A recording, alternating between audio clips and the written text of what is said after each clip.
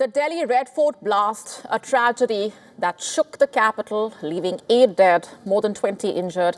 What investigators are now uncovering is even more chilling. The latest arrest, Dr. Parvez Ansari, had resigned from Integral University a week ago. Dr. Ansari is being probed in connection with the Faridabad terror module. And earlier in the day, joint raids were conducted by the Jammu and Kashmir Police and the UP ATS at the residence of Dr. Parvez. Before him, it was Dr. Sajjad Ahmad, remember, from Pulwama, a qualified MBBS. He is now in custody for suspected links to the terror module. He is the fourth doctor detained, joining a growing list of medical professionals under the scanner for this terror ecosystem. From Kashmir to Faridabad, Lucknow to Delhi, the investigation is uncovering an organized network of doctors. Let's just break this down for you. Among those being questioned, Dr. Omar Nabi from Pulwama, linked to the car used in the blast. Dr. Adil from Anantnag, connected to an AK-47 rifle recovered. In fact, Dr. Muzammil, who worked in Faridabad and has association with another doctor, Dr. Shaheen from Lucknow. Dr. Shaheen's name, in fact, has sent shockwaves through intelligence circles. Investigators believing she played a central role in recruiting for Jamaat-ul-Mominat, the women's wing of the Jaish-e-Mohammed. This network is reportedly run by Sadia Azhar, sister of the Jaish-e-Mohammed chief Masood Azhar and wife of Yusuf Azhar, who is one of the masterminds of the 1999 Kandahar hijacking. At the heart of it all lies Al-Falah University in Faridabad, a place of learning now under the police lens. Investigators have found that 3 Kashmiri doctors, Muzammil Shakil, Umar Mohammad, as well as Shaheen, have links to the university. For investigators, this is not just another terror cell. It marks a huge shift in the strategy, where ideology hides behind education, it seems, and radicalization wears a white coat. The doctors who are trained to save lives are accused of taking away lives. As the investigation continues to unfold, each new name revealing a deeper rot. Let's go straight across now to our correspondent Idris Lone, who's been tracking those developments very closely. Idris, what more are you picking up at this point regarding the latest that has emerged? Well, we've just got to know from South Kashmir, there's been one more person who has been picked up by Jammu and Kashmir police. We saw during the whole day, more than half a dozen people were picked up by J&K police who were related to either the doctors who have been involved into the Faridabad terror bust and also the Red Fort attack. The first arrest that took place in the Kashmir Valley was in the morning at around 7 o'clock in the morning. 2 people, Amir and Umar, who were supposed to be the buyers of the I-20 car. Their names had propped up, and Jammu and Kashmir police had picked both the brothers, and they're still in custody, investigation going on. After that, we got to know that a doctor, the main person who has been actually at the helm of everything is Dr. Umar, whose picture propped up exactly after the Red Fort attack. The CCTV footage and the grabs that came after that, the security agencies started to correlate those pictures with him. And after that, what we saw was on the ground, his house was raided, where his both brothers were taken into custody. His mother was also taken to the hospital for DNA sampling. And later on in the day at around 2 o'clock, his father was taken into custody as well. Jammu and Kashmir police has been investigating thoroughly the whole Faridabad terror bust as well as the Red Fort attack that has been taken place last evening. After that, just 2 hours after that, it seems that a new name was given to the security agencies by the people who were arrested. Dr. Sajjad Malla, who was from Pulwama as well, associated with the same Faridabad hospital, Al-Falah Institute, where he was a surgeon.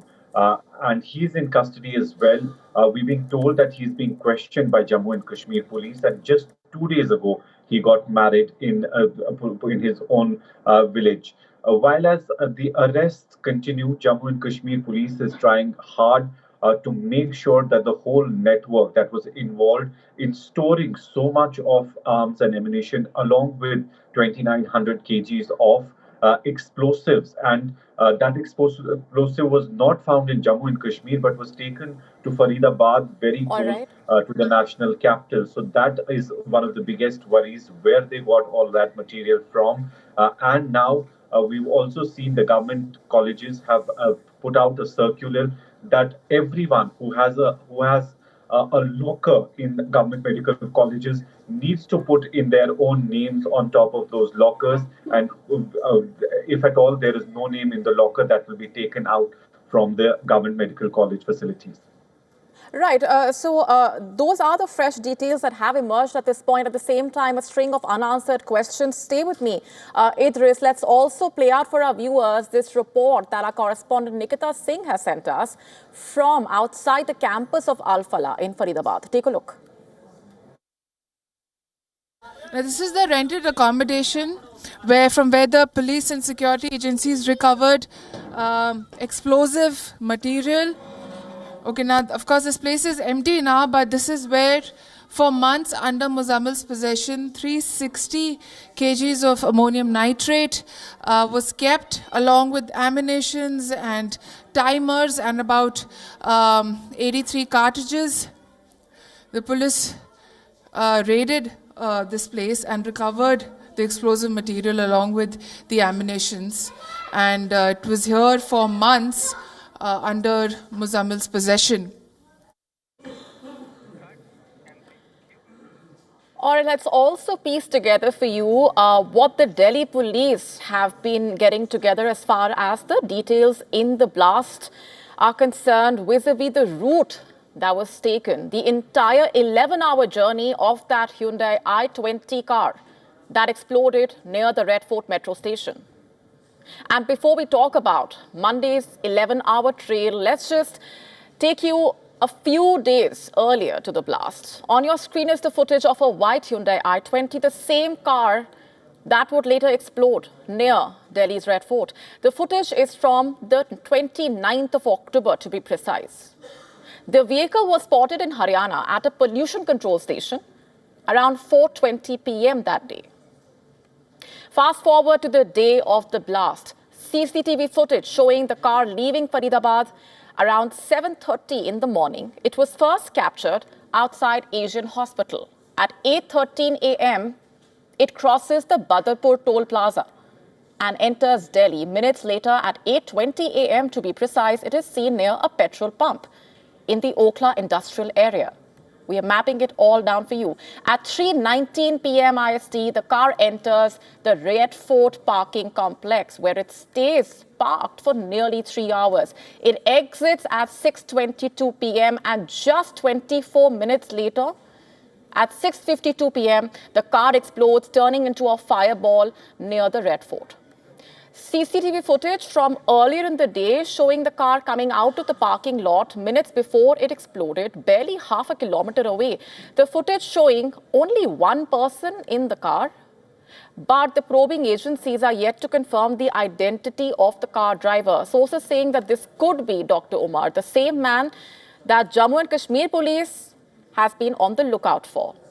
In fact, the police also probing whether Red Fort was the intended target or if the attacker had another location in mind, since the car was reportedly moving slowly before the explosion. Early this week, a joint operation by Jammu and Kashmir and Haryana police led to the recovery of 360 kilograms of explosives and ammunition from Faridabad and the arrest of 2 individuals. From the Faridabad terror module to the Red Fort explosion, investigative agencies are now working together to actually piece together the entire chain of events. Going straight across now to our correspondent Siddhant Sibbal, who's been monitoring those developments very closely. Siddhant, what are you gathering as far as the investigations are concerned? Where do things stand right now?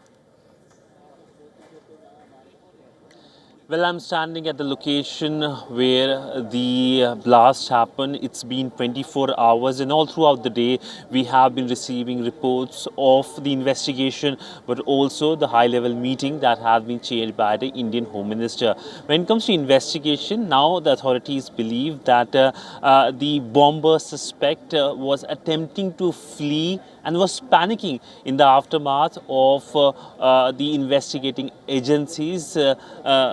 Able to burst the Faridabad terror module, and in the panic the blast happened. There is no crater and also no shrapnels as well, which is typically seen in Fidain attacks. It was a slow moving car when the explosion happened. In fact, I'll show you the exact situation on the ground. The place you can see, which is being covered by white sheets, is the place where the blast happened, and it's being investigated. A short while ago, we saw the evidences being taken away, perhaps a large piece of the vehicle in which the explosion took place, for further investigation.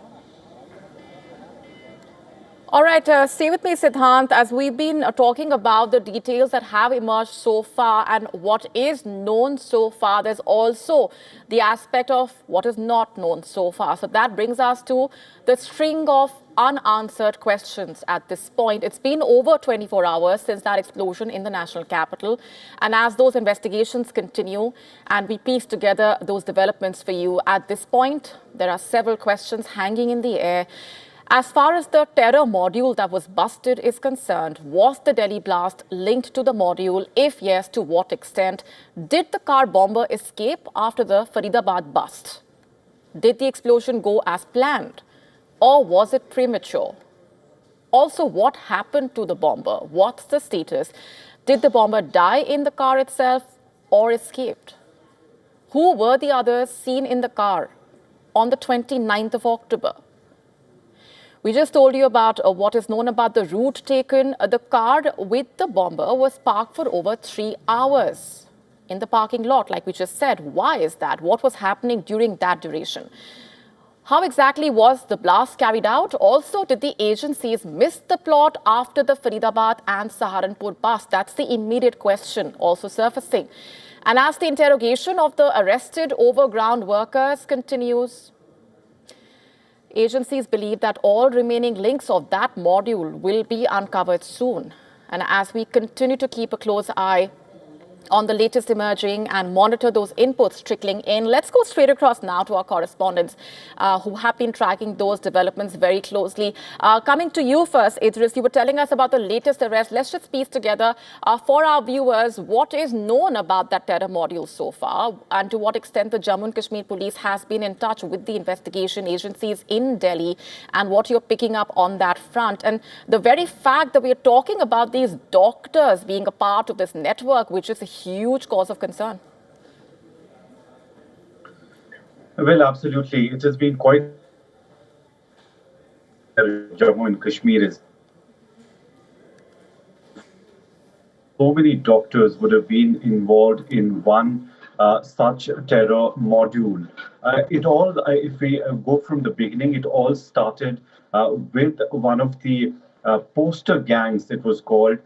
There were people who were involved in putting up posters of Jaish-e-Mohammed in Srinagar city. That's where the investigation started, and that is where police pinpointed on Dr. Adil Rathar. And from Srinagar, they left for Saharanpur, where they got to know that he's living at the moment, and then they arrested him. After his arrest, the whole Faridabad network of the terrorists was busted by the Jammu and Kashmir police, Haryana police, as well as the UP police. It was a joint operation of these three states, wherein they zeroed in on one person, Dr. Muzammil, who was taken into custody as well. And later on, he was the one who revealed that there is arms and ammunition along with 2,900 kgs of explosives stored at different places. During the investigation, that all was recovered. After that, after the interrogation of these people and 5 more arrests in the poster gang that was active in Srinagar, when those were arrested as well, they gave the name of Dr. Umar. who's been absconding since then.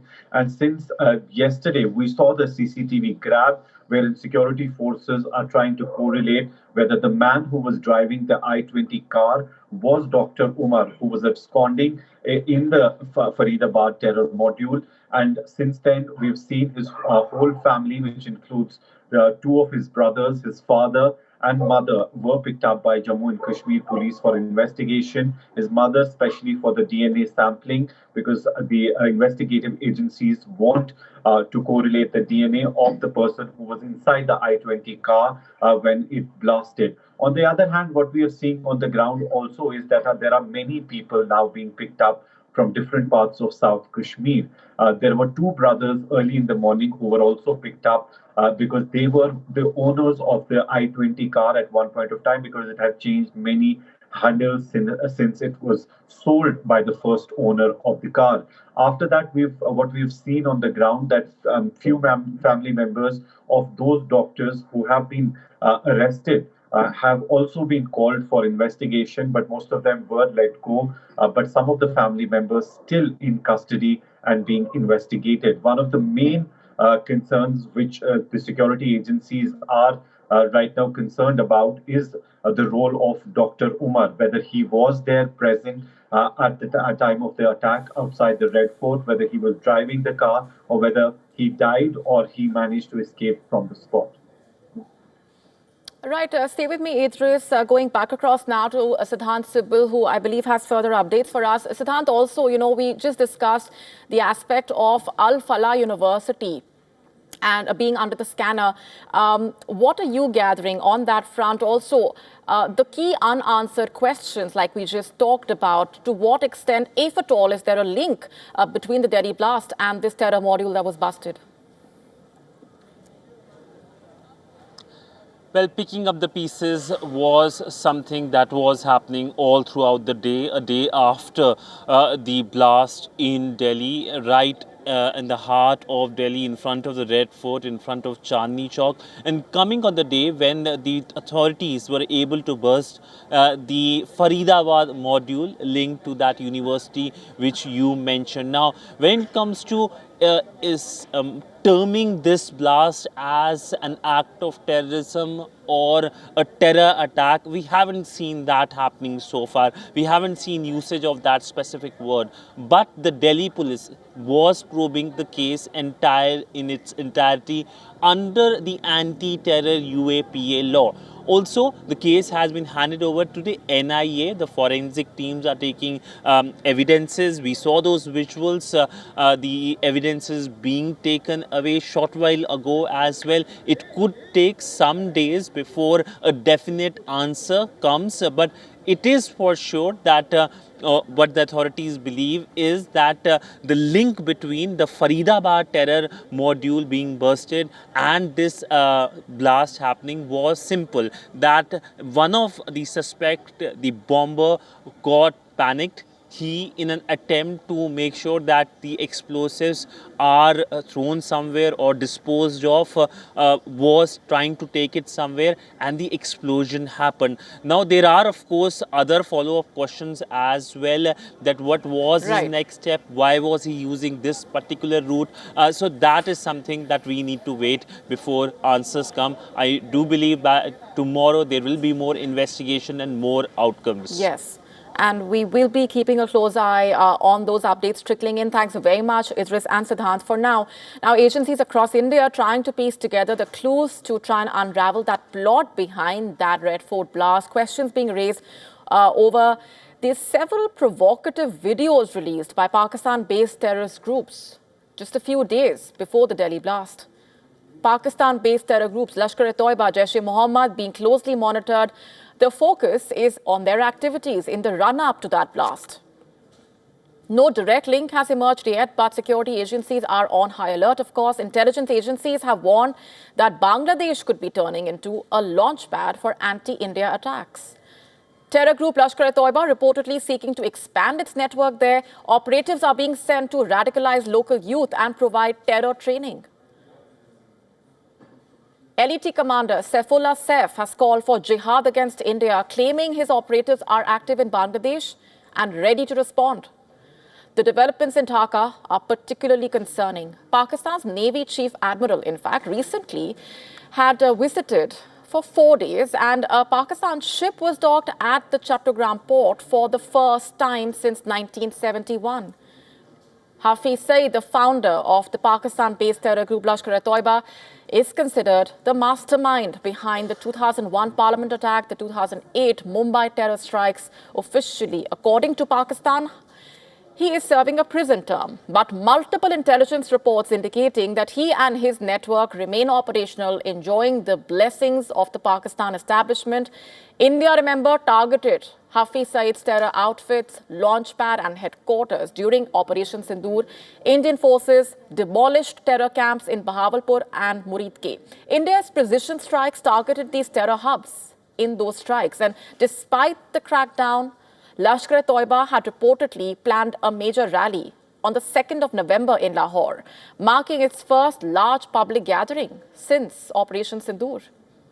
A message from Hafiz Saeed was expected to be delivered by his son, Talha Saeed. However, reports suggesting that the rally was postponed or cancelled. With terror groups like the Lashkar-e-Toiba and the Jaish-e-Mohammed looking to expand in neighboring countries, intelligence and security agencies face a constant challenge.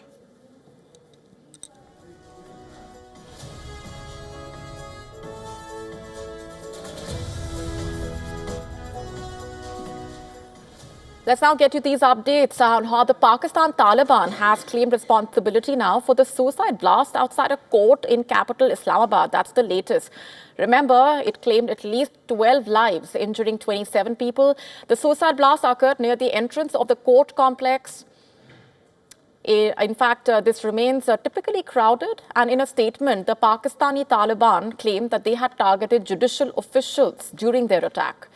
According to Pakistan's Interior Minister, the attacker attempted to enter the courthouse, but after failing to do so, detonated explosives near a police vehicle.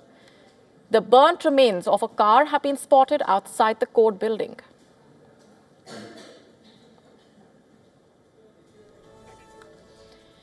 The sound of the blast reportedly was heard as far as the police line's headquarters, causing panic in nearby areas. Emergency services and security forces immediately rushed to the site, which has been cordoned off to determine the nature and the cause of the explosion. A forensic team has also been called in to the scene to investigate. A police spokesperson also said that some of the injured in the blast are under critical condition. Eyewitnesses reportedly said 4 to 5 bodies were seen strewn on the ground. It was 30 to 35 minutes since we parked our vehicles and entered the gate. Then there was a loud explosion. It was a big blast. There was fire all over. Body parts were strewn. There was chaos. Then police and security personnel came. It was a big explosion. It looked like a bomb blast.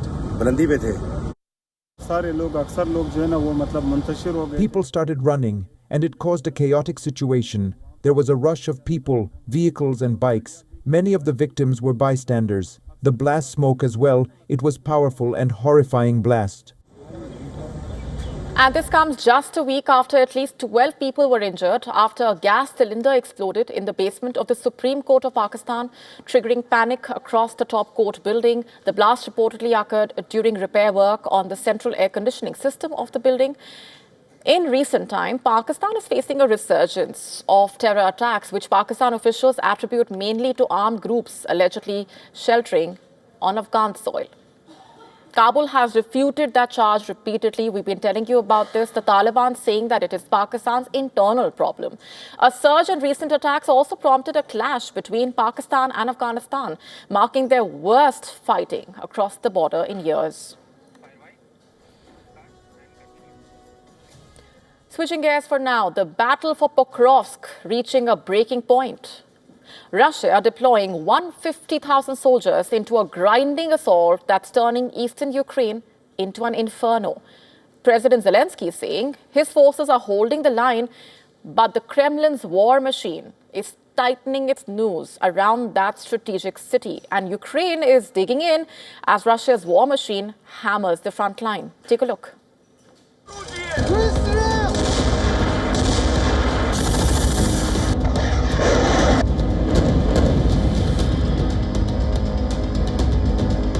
It's the fiercest battle Ukraine has faced in months. It's unfolding right now in Pokrovsk. Russian tanks and artillery are pounding Ukraine's battered front lines.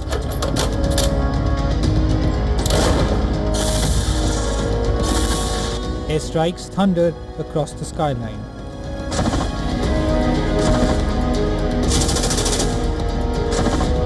He says 150,000 Russian soldiers are leading the assault, a number not seen since the war's opening phase. Ukrainian military admits that Russian troops have entered Pokrovsk.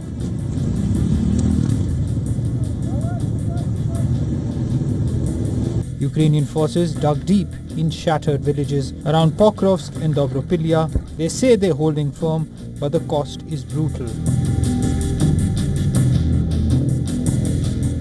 These are the latest images showing intense fighting on the outskirts of Ukraine's Kupiansk.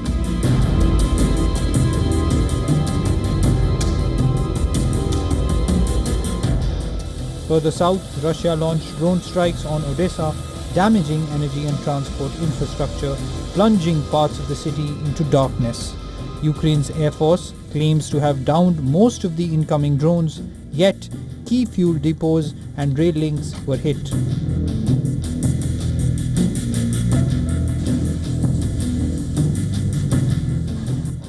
Zelensky faces an impossible equation. His troops battle exhaustion and dwindling ammunition while Putin feeds fresh battalions into the intense battle. The Russian strategy is brutal simplicity. Throw enough men at Ukrainian lines until something breaks. Winter approaches, adding another danger to Ukraine's fight. Frozen ground will favor Russian armored advances.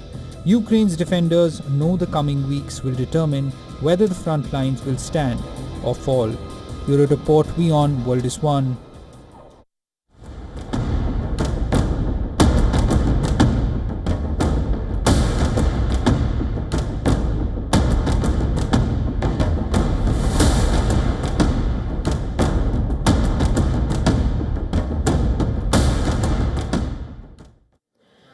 A major development from Syria today. Syrian authorities saying they have foiled two separate Islamic State plots to assassinate Ahmad al-Shara, the president. The plots uncovered in recent months, reportedly highlighting the direct threats the Syrian leader continues to face.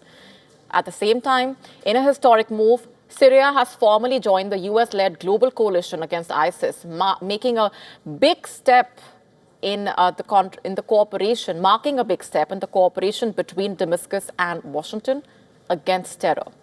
In fact, according to a report by Reuters, Syrian officials saying two separate plots by the Islamic State to target the president were prevented in the last few months itself. One of the plots involved a pre-announced official engagement, though the authorities have declined to provide further details due to security concerns.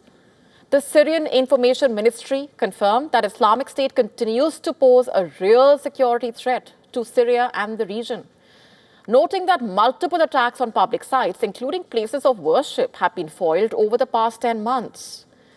The revelation coming as Ahmad al-Shara visited the White House, where he met US President Donald Trump. And during that visit, Syria announced that it would join the global coalition to defeat ISIS, becoming the 90th member of the alliance.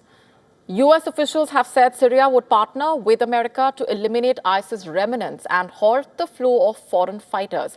The move basically formalizes months of coordination between the Syrian and the US forces and is seen as a key step in increasing international cooperation against the group.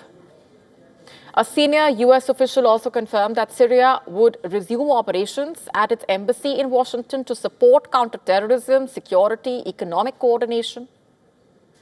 Shara assumed power last December, remember, following that 11-day offensive that removed former President Bashar al-Assad's allies in certain territories.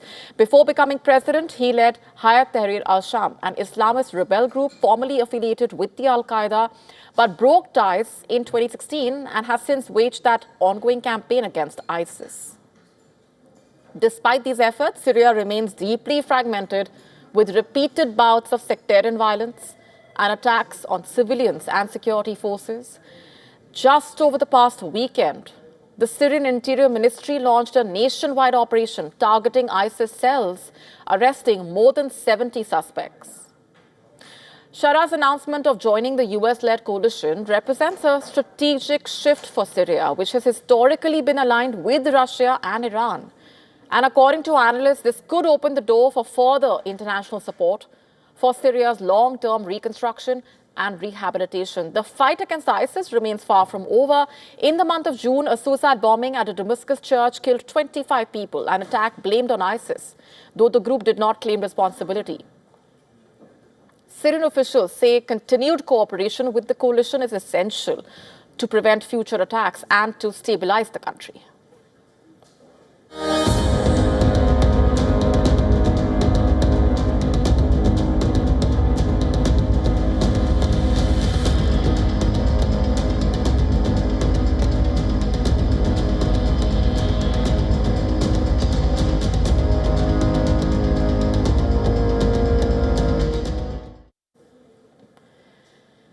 France's terrorist threat has entered a new and worrying era, one defined not by large organized groups, but by young radicalized individuals, it seems, operating on their own. Nearly 70% of terrorism-related arrests now involve people under 21. Two-thirds of attackers since 2020 were previously unknown to the authorities. Extremely concerning. In fact, since October 2023, more than half of all attacks and foiled plots in France have been linked in some way to the ongoing war in Gaza. These self-starters are often socially isolated, reportedly sometimes struggling with mental health issues, and act with minimal means. Almost 3/4 of attacks since 2020 involved knives. Even minors, some as young as 15, have been implicated. In 2025 alone, 6 planned attacks were thwarted, targeting individuals between the ages of 17 and 22. Intelligence agencies are racing to keep up, dedicating half their cyber teams to monitoring radicalized youth online, where propaganda spreads rapidly across social media and encrypted messaging channels. France also facing threats from external networks. Terrorists based abroad can inspire or even direct attacks via community or family connections. These networks, often from the Northern Caucasus, Central Asia or Afghanistan, have been reinforced in Europe due to the fallout from Ukraine's war and migration waves reportedly. But they are hard to monitor, with closed communities and rare languages creating additional challenges for the security services. The digital era has made young radicals even more unpredictable. Online emulation and encrypted communication allowing them to operate under the radar, making prevention difficult. And analysts basically are warning that the combination of digital sophistication, social isolation, ideological fervor has made France's jihadist threat all the more fragmented, spontaneous, and deadly than ever before. And as the country approaches the 10-year mark since the 2015 Paris attacks, it is confronting a rather chilling reality that terrorism has evolved, and the next threat could come from someone the neighbors barely know. It could be from someone who is armed with just a knife, perhaps inspired online, and perhaps acting alone.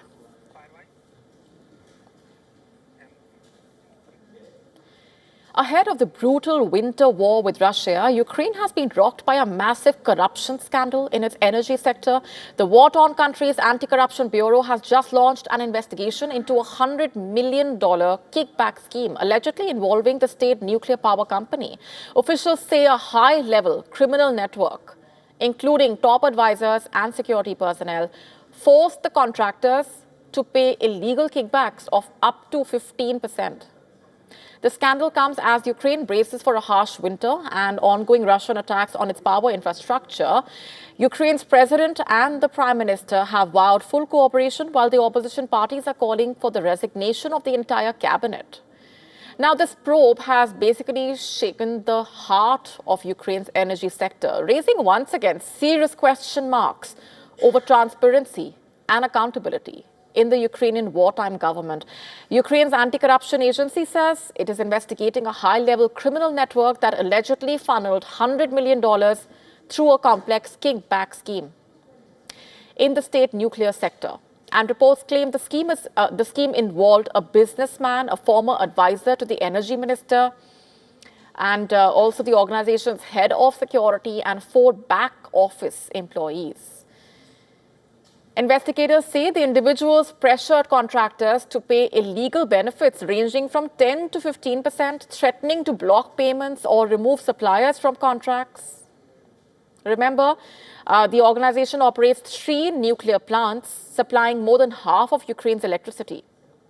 The Anti-Graft Bureau conducted 70 searches over a 15-month investigation, amassing 1,000 hours of audio recordings and photographs of bundles of cash. While President Zelensky has called for accountability, saying everyone involved must face clear legal consequences, the Prime Minister said the government is supporting the investigation, reaffirming that fighting corruption remains a top priority. All of this as the opposition parties in Ukraine have initiated motions to dismiss the cabinet and specific ministers, though Zelensky's allies hold a parliamentary majority. The organization, meanwhile, confirmed officials were searching its offices and said it fully is cooperating with the investigators. And the energy minister has said the probe's transparency would reassure international partners. Remember, Ukraine's energy grid has been under repeated pressure from Russian attacks this autumn and in the previous years of the war, causing outages and virtual blackouts across the country in the months of harsh cold winters. And now the Ukrainian authorities say Russia has targeted substations connected to nuclear plants, but not the plants themselves. Analysts who have been following the stories of corruption in Ukraine say that rooting out corruption in strategic sectors like energy is the key. But that is proving to be a major challenge as the country fights that war and seeks to meet European Union standards for governance and rule of law. Now, the investigation is underway and the authorities say those responsible will face criminal prosecution if found guilty. But this entire scandal just highlights once again the major challenges that Ukraine faces in safeguarding its critical infrastructure while confronting both corruption and that war with Russia, all major roadblocks in Ukraine's efforts to join the European Union.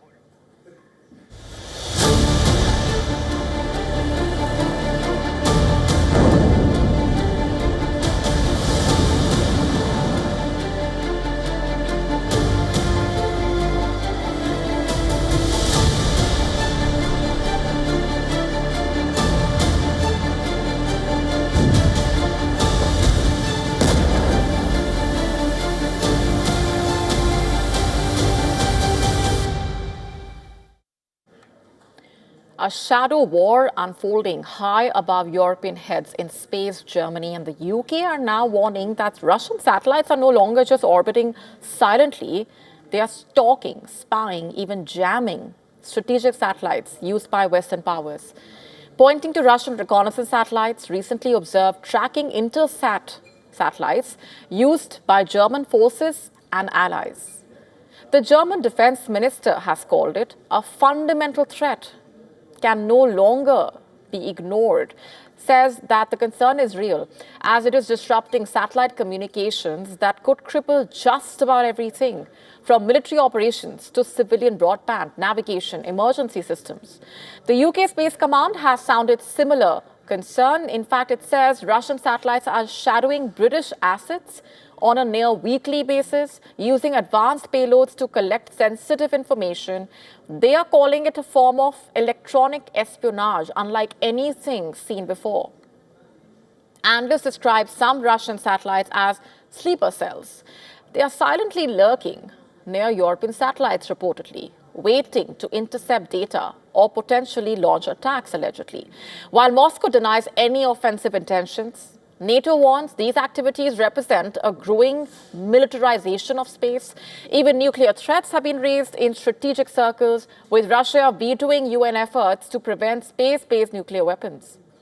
And the threat is not only Russian, by the way. China, which is currently the world's fastest growing space power, is testing satellites equipped with robotic arms capable of moving other satellites. It is also conducting complex maneuvers at incredible speeds. Experts saying Beijing's objectives are opaque, but the capabilities are alarming. signaling a sophisticated and stealthy strategy in space. Europe is racing to catch up. Germany is committing billions to strengthen its space programs. The UK, for that matter, is deploying sensors to detect laser and electronic threats.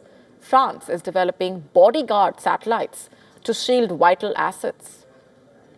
Yet experts warn these measures may not be enough as both Russia and China continue to rapidly advance their space warfare capabilities. From spying to jamming to potentially offensive operations, allegedly, the threat from above is immediate and it's ever evolving. In the modern era, even the sky is no longer the limit, it's a front line. And Europe may be closer to a space conflict than many realize.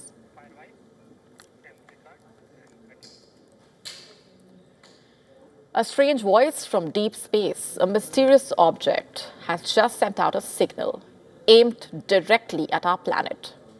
Now, is this cosmic coincidence, or is this the first whisper from something not of this world? Our next report explaining what this radio signal is all about, which has the internet abuzz.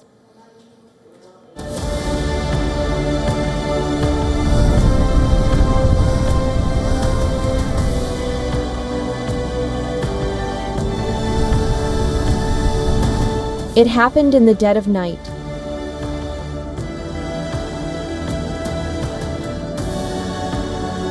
On October 24th, astronomers tuned the Meerkat radio telescope for a gamble. The radio telescope in South Africa's Karoo Desert detected what may be the first microwave whisper from an interstellar object. The astronomers wanted answers from interstellar darkness. What they caught was beyond expectation. 2 razor-sharp radio frequencies pierced the noise. Not a human message, but pure evidence of strange water chemistry. 3I Atlas, an object racing through the solar system at 2,44600 km per hour. Only the third interstellar visitor ever recorded. Interestingly, the signal was discovered 5 days before the cosmic object reached its closest pass to the Sun. For nearly 11 minutes, radio receivers recorded a consistent, measurable signal, not random, not noise repeating at precise intervals. The signal's origin appears to coincide exactly with the path of 3I Atlas, which is now leaving the inner solar system. The discovery has reignited an age-old question: are we truly alone? The signal doesn't carry language, code, or any recognizable pattern of intelligence, but its timing, strength, and precision have baffled researchers. Some suggest it could be natural, perhaps a resonance triggered by solar radiation or metallic compounds inside the object. Others, more daringly, say the signal's geometry is too clean to be random. For now, scientists agree on one point: it doesn't prove alien technology. Not yet. But the mystery deepens as 3I Atlas races beyond our reach, leaving behind only echoes and questions. Somewhere in that silence between the stars, a voice was heard, and for the first time, Earth listened back.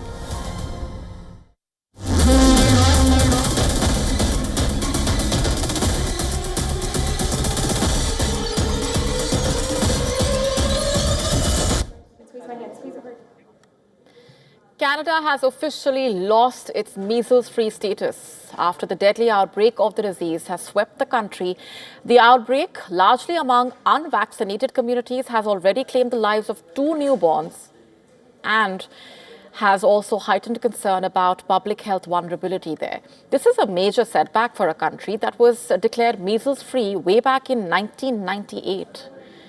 The Pan American Health Organization, the UN's Regional Health Office, confirmed sustained transmission of the virus in Canada for more than a year. Health Canada saying the country no longer meets the threshold to halt measles spread.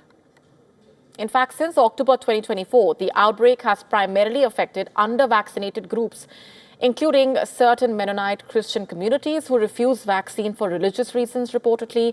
Provinces of Ontario, Alberta have been hit the hardest, with over 5,000 cases reported so far this year itself. Tragically, 2 newborns born to unvaccinated mothers have lost their lives. Experts saying Canada lost its status because 2-dose vaccination coverage fell below the 95% mark needed to prevent sustained transmission. Pediatricians stressing that the outbreak is not confined to any single community, noting infections among new immigrants who missed vaccinations due to limited access to family doctors. Measles is a highly contagious virus that spreads through droplets from coughing, sneezing, or even breathing. It can cause fever, rash, respiratory symptoms, in severe cases, pneumonia, brain inflammation, or death. Canada is now the only country in the Americas to lose that measles-free status. Though the warning is that other countries, including the US, are experiencing active transmission.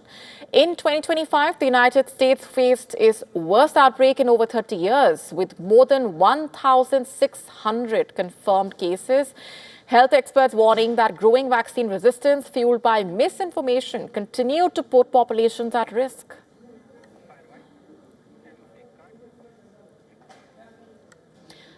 Las Vegas, built from ambition, vision, a single gamble nearly a century ago, Tommy Hull built El Rancho, the first hotel casino on what would become the iconic Vegas Strip. And that one hotel sparked an entire revolution, transforming Las Vegas into the gambling capital of the world. And now history is quietly repeating itself, this time on the Arabian Peninsula. The UAE is setting its sights on becoming the Las Vegas of the East. At the heart of that vision is a resort which is building its $3.9 billion island resort. It is aiming for a significant share of a $3 to $5 billion gaming market. And with competitors already in the licensing process, the UAE's luxury gaming landscape is set for rapid expansion. Industry experts predict up to 4 integrated resorts could emerge in the coming years, all designed to combine world-class gaming with luxury hospitality, entertainment, and immersive experiences. This is the UAE's first integrated gaming resort licensed by the General Commercial Gaming Regulatory Authority, and it is poised to transform not just Ras Al Khaimah, but the entire region's tourism and luxury market. Strategically located just 50 minutes from Dubai, it benefits from excellent connectivity and proximity to millions of tourists and affluent residents.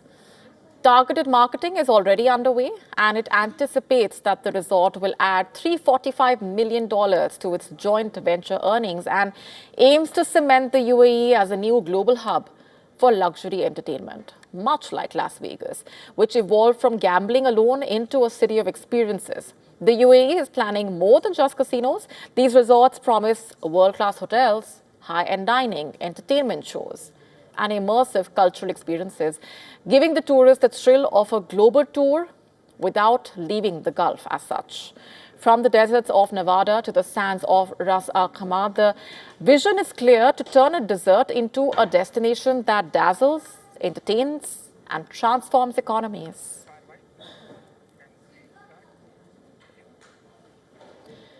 The International Olympic Committee is moving closer towards a blanket ban on trans women in female sport. A decision has not been finalized, but the ban is set to be implemented in 2026. The new IOC president, in fact, has made it one of her priorities to ensure and to issue a uniform eligibility criteria for transgender women. And she set up a working group on the protection of women's sport in September. The IOC has said that the review is ongoing, but a presentation was made by its medical chief last week. Dr. Thornton updated its members about a potential move to ban all trans women in the female category. Till now, such bans have only been issued by specific international sporting bodies like World Aquatics and World Athletics, but not by the IOC itself. A similar change in approach in relation to athletes with differences in sex development, or a DSD, is less certain. DSD athletes are reported female at birth, but have male chromosomes and male testosterone levels. They include 2-time Olympic champion Caster Semenya. who, remember, has been barred by World Athletics from the female category. But football's governing body does allow athletes with DSD to compete in the women's game. And according to a study by Dr. Thornton, athletes born male retain the physiological advantages even after reducing testosterone levels. Therefore, they are permanent. There are permanent advantages to being born male. And now this policy is unlikely to be introduced in time for February's Winter Olympics in Italy, but will be brought in before the Los Angeles Games in 2028. Coventry has previously said it is her goal to quote-unquote protect female sport as the IOC president. On the protection of the female category, it was very clear from the members that we have to protect the female category first and foremost. We have to do that to ensure fairness, but we need to do that with a scientific approach and with the inclusion of working with the international federations, whom have already done a lot of work in this area. So we need to bring in the experts. That will take a little bit of time. And such a policy would also come after pressure from US President Donald Trump, who signed an executive order to prevent transgender women from competing in female sport in the US. New Zealand's leader became the first openly transgender woman to compete at an Olympics after being selected for the women's weightlifting team at Tokyo 2020. Hubbard failed to record a successful lift in the women's 87 kg category. The weightlifter had competed in men's events before coming out as transgender in 2013. On that note, it's a wrap on this edition of Gravitas tonight. This is me, Molly Gambhir, signing off. Thanks very much for watching.